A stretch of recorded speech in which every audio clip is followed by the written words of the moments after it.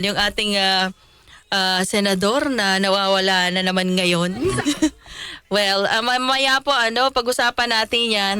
Sa mga oras po nga ito, ikunin muna natin po ang linya ni Director Ednar Dayang Hirang. Siya pong Regional Director ng OCD Region 2. Dahil kumustahin po natin sila doon at kumusta bang kalagayan ng panahon doon. Magandang hapon, Director Ednar.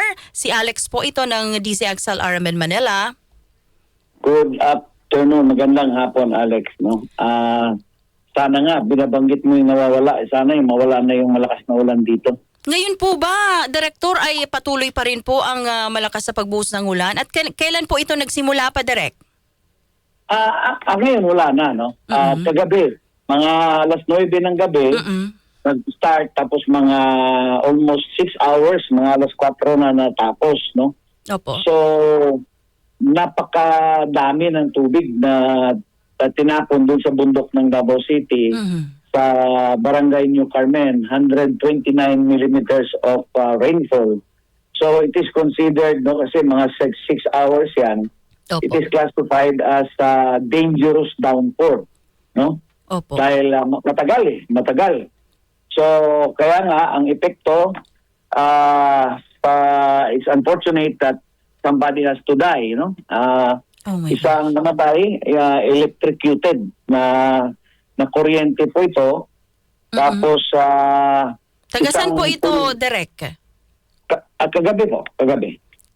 Saan pong lugar particularly po? Barangay Buhangin.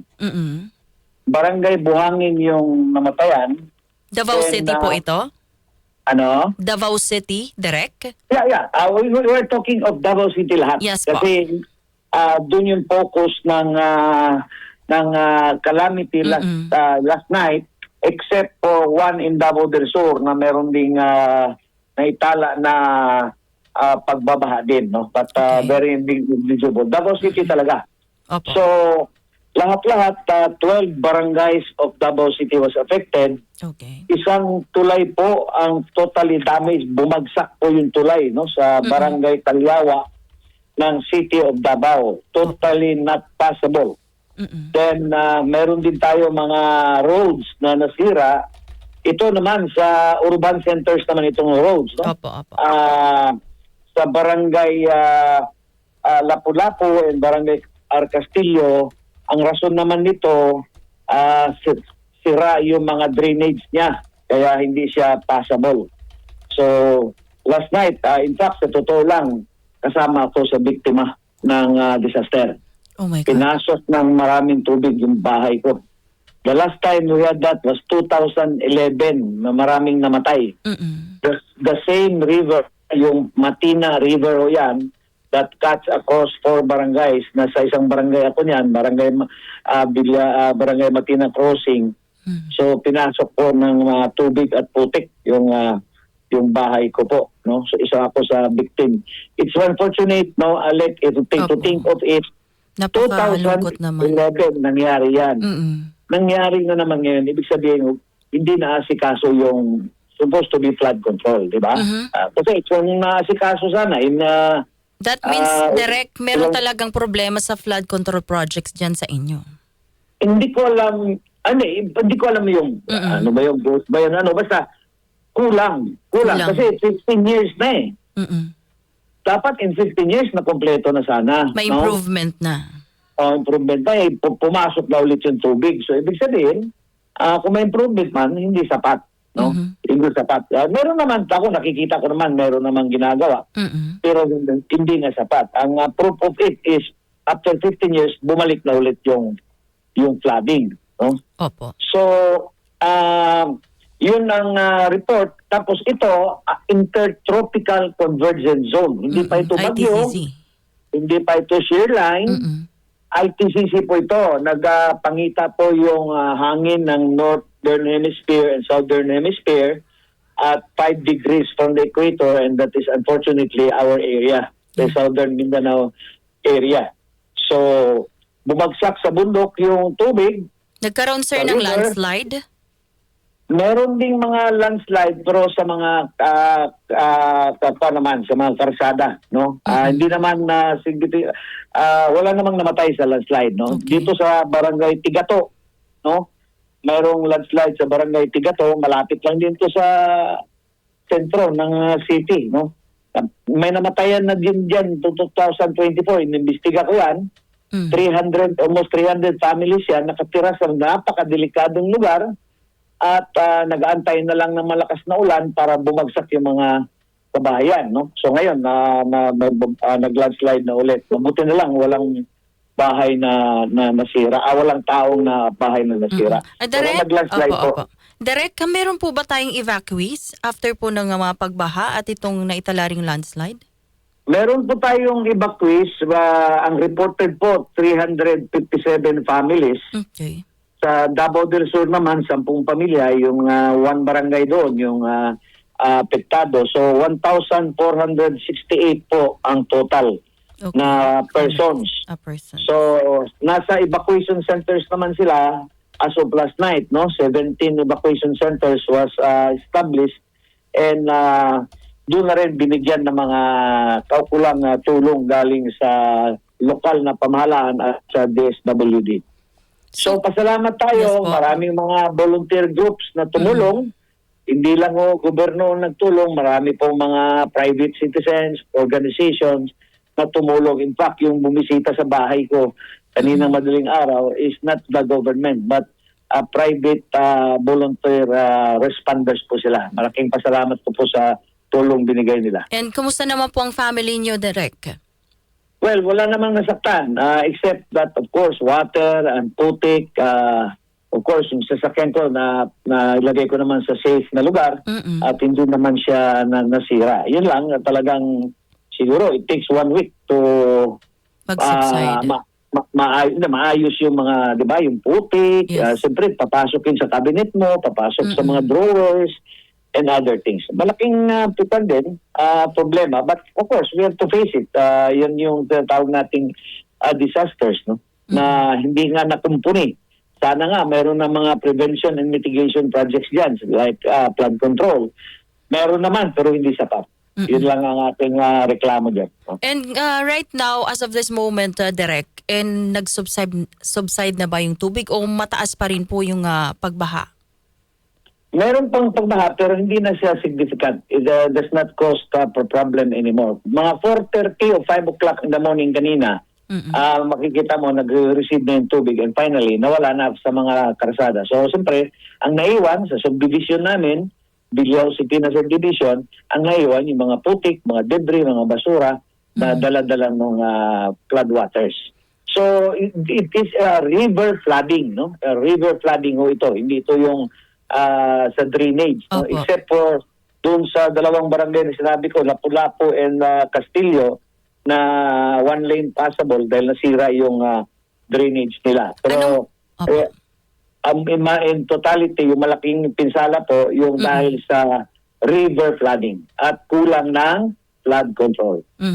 And sir, yung aside from sa isang casualty po na naitala, may datos po ba kayo or latest na datos po kung may pinsala din po sa agrikultura at infrastruktura sa inyong lugar sa Davao? Yung infrastruktura, na-report ko na pa yun yung tulay, no? Sa Barangay Calyawa na totally damaged po. Bumagsak talaga yung foundation ng tulay. Pero nabigyan naman din ng alternate route, no, ng daanan. Okay. Sa isang tawag na Katualan Road sa City of Panabo naman. Doon na yung alternate route yun. And of course, the one lane passable road sa dalawang barangay na nabanggit ko, Castillo pati Lapu-Lapu. So yun lang ang infrastructure damage reported. Agriculture, wala pa pong report as of now. And siguro sir, ano pong mensahe po natin sa ating mga kababayan dyan? Go ahead po. Well, ang mensahe ko sa kababayan, of course, tuloy ang pagdasal natin. Ngunit, I would like to recommend to our partners in government na ituloy natin yung flood control projects, no? Okay.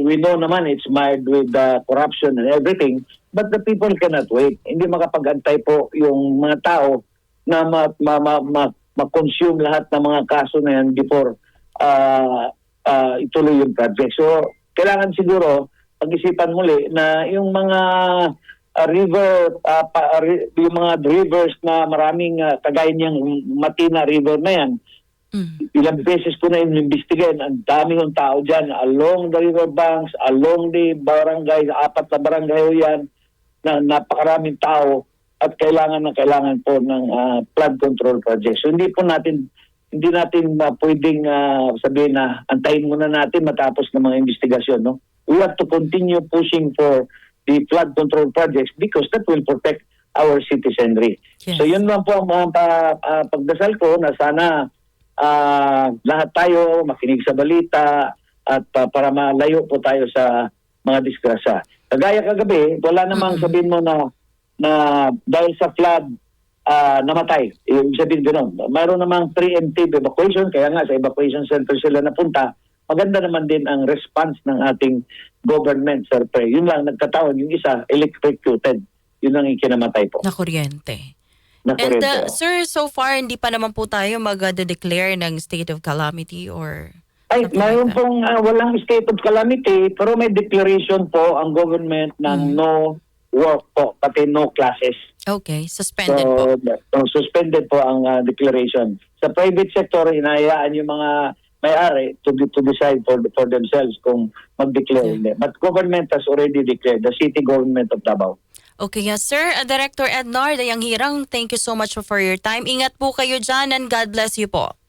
Thank you. Ayan po mga kasama, si Director Ednar Dayanghirang.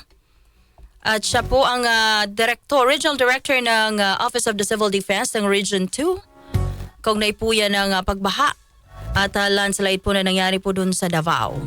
At meron nga pong isang casualty na naitala sila doon. And yung pong tulay, totally damaged na bumagsak po dun sa Davao dahil po sa malakas na pagbuhos ng ulan. At kagabi lamang daw po parang natigil. Pero ngayon may mga natira pa rin na pagbaha.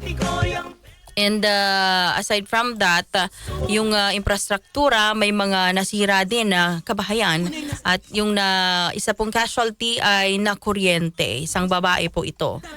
And yung Lapu-Lapu and Castillo parang drainage nasira din at nasa mahigit 1,000 po ang individual na inilikas sa 17 evacuation centers.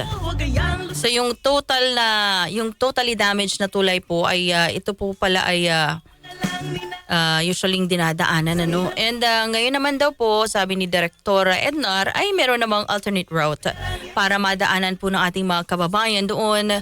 Hindi po ito dulot ng bagyo dahil wala po tayong bagyo. Dulot po ito ng ITZZ o Intertropical Convergence Zone. Naku, napakahirap lalo na pag mabaha, landslide dahil yung buhay ng ating mga kababayan ang nakataya po dyan. At panawagan din po niya na sana ay ayusin yung flood control projects po doon. Ano ang nangyari sa Davao? Yan. And yun po ang kanyang kumbaga kahilingan at panawagan sa gobyerno. Sana matulungan din po sila doon. Yung ating mga evacuees doon ay may mga ayuda na rin ibinigay sa kanila yung lokal na gobyerno at yung DSWD. Kaya naman hindi na rin sila mahihirapan habang nananatili po sila sa evacuation center. Mag-ingat po tayo, no? And ito po kasi nga panahon natin, dito naman sa atin, biglang umulan last Saturday ba yun? Saturday, umulan dito ng biglaan din. And